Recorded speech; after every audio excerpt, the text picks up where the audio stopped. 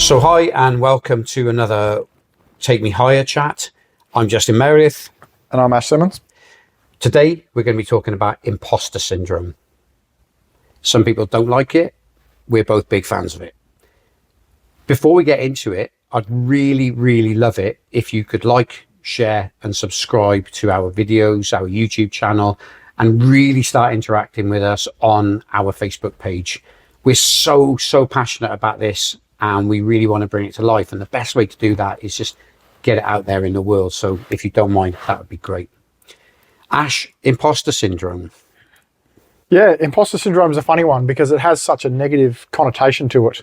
And I will challenge that idea that it's actually more of a positive thing.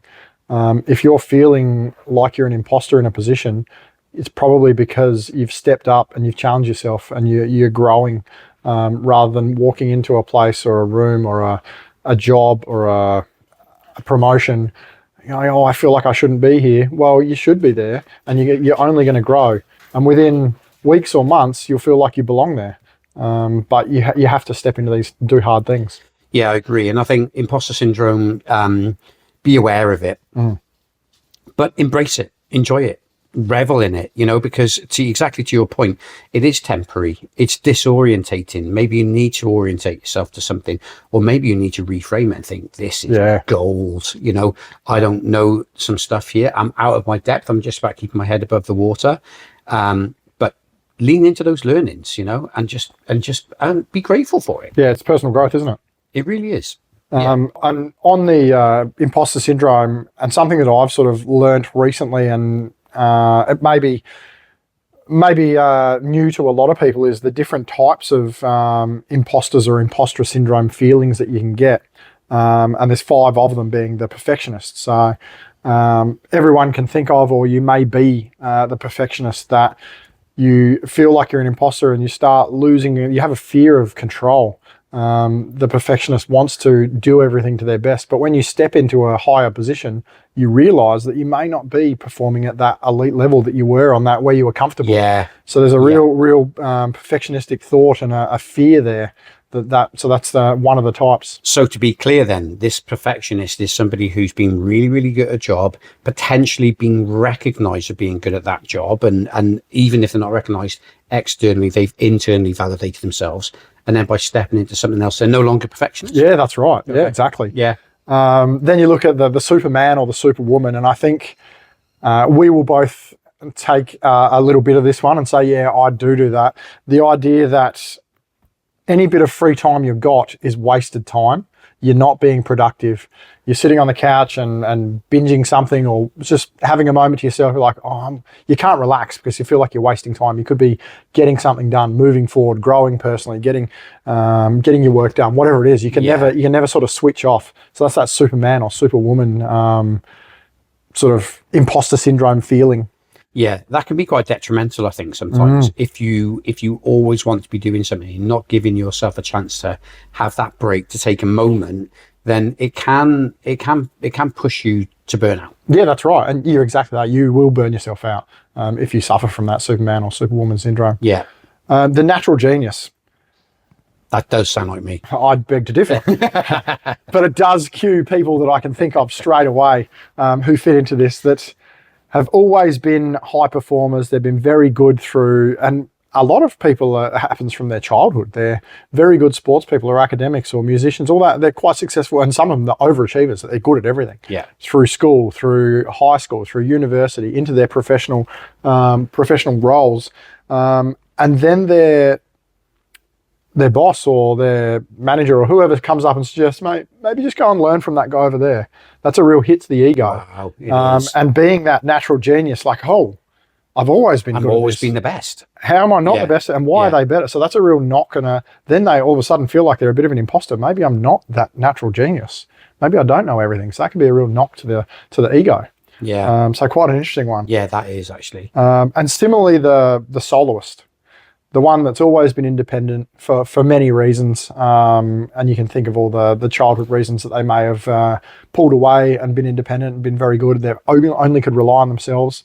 And then they move into a role where it's a team, it's a collaborative environment. They find it very, very hard to operate in that team because They may have trust issues that they don't want to rely on other members, that they've been let down before, or they just know that they are very, very good at what they do. Yeah.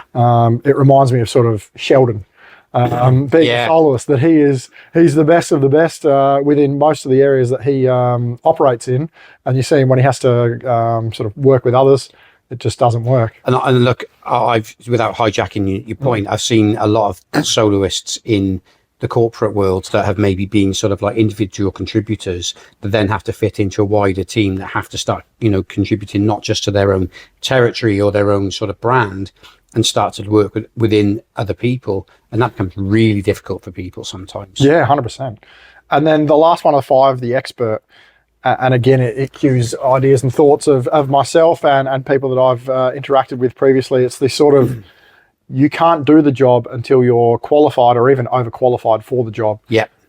It's that sort of feeling that on-the-job training or learning while you work, they sort of look down on those sort of people. Yeah. But it also stagnates the output, that they could be learning and producing and taking to market, all those sort of things, but they hold off, they wait till they finally got whatever that qualification is that they need, and then they bring it to market.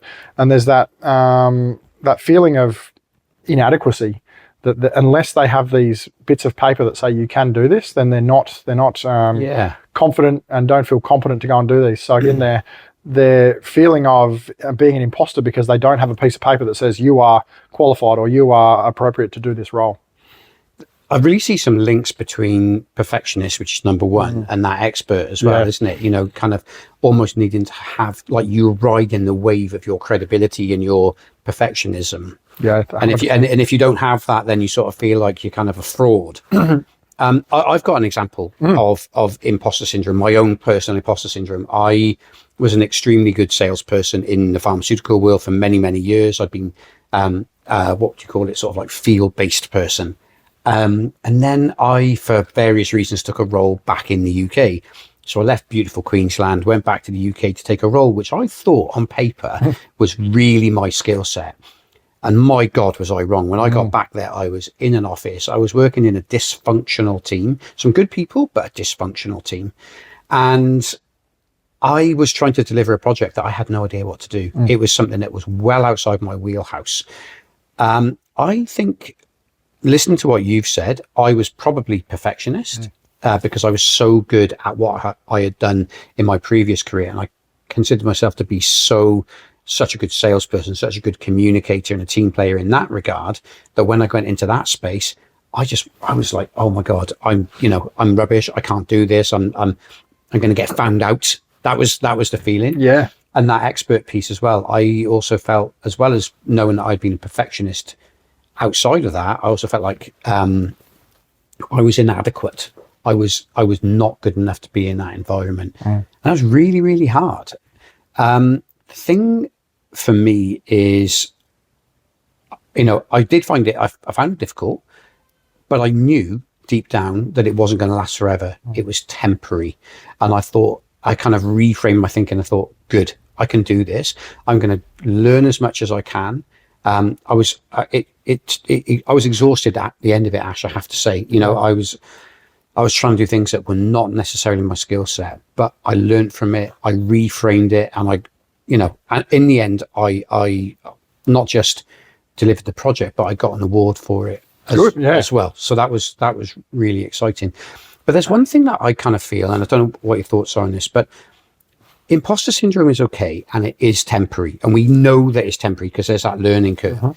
But when you get to a point where you actually look around and think, this isn't going away, this imposter syndrome, or this isn't my tribe, or I don't fit in here, there are some signs that you have to listen to there. I don't know if you've got thoughts on this.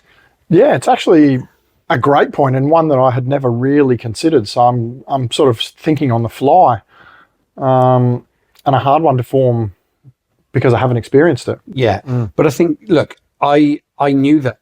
So let me take this example, right? I knew that I was an imposter, or I felt like an imposter. I delivered on the project. I took my learnings, but I also realized deep down in my heart that I wasn't supposed to be there. And that was, as you were talking and I was thinking deeper on it, I think it's a gut feeling. If that imposter syndrome continues, then there's probably a reason for it. And I think that might be your cue to say, hey, do I need to step back? It might be the fact that we're like the expert or maybe be more like the expert and go and get a qualification so you feel like you then fit in if that's what's required. But I think it very much is one of those gut feeling situations. Yeah, absolutely. But you've got to get in where you fit in as well. So find your tribe. Don't spend too much time in that environment where you're, where you hit a glass ceiling, right? Or you're kind of like, you feel completely like a fish out of water. As humans, we should always be playing to our strengths. I think I read something this morning that says like humans are the only animal on the planet that fight what they truly are. Yes. And we do. Yeah. Like, oh no, I have to get good at this. Well, no, you don't. Because actually, if you're really good at swimming, don't start trying to run. Yeah. Yeah, that's right. Embrace it. Obviously, that's social pressures, isn't it? Yeah. Society says that I need to be good at this, or I need to look like this, or I need to do that. Therefore, I will. Yeah. Probably not. A bit of individuality goes a long way too. Yeah, it really does.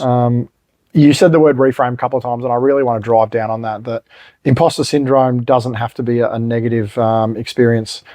If you're feeling it, celebrate it and say, I'm feeling this because I put myself in a position of that I'm uncomfortable in and that I'm going to grow from professionally, personally, whatever that looks like. Yeah. I would actually go as far as saying go and seek imposter syndrome. Seek it out. Because you're going the right way. You're not going backwards, to say. Yeah. And I'll add to that, like, don't quit prematurely. It can be times when you're in that imposter environment and you think, I can't do this. Yeah. I can't. It's not my. Don't quit. I mean, read the signs, like I say, about kind of like if you're not fitting in over the long term, go. And that's long term versus short term, isn't Exactly. it? Don't quit in the short term. That's it. But just take those learnings, reframe it, get good at a new skill. So yeah, good. Imposter syndrome. We both had it, and definitely. lots of people out there have too. But enjoy it. Yeah.